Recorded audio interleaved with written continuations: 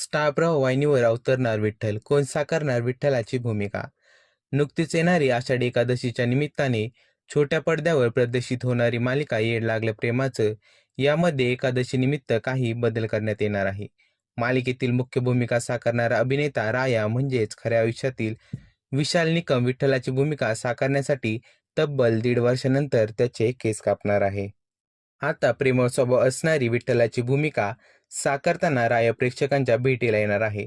तब्बल 1.5 वर्षानंतर केसाला कात्री लावण्याबद्दल रायाने सांगितले की मला जी भूमिका साकारण्यासाठी जे काही करणे गरजेचं आहे ते करणं माझं कर्तव्य आहे.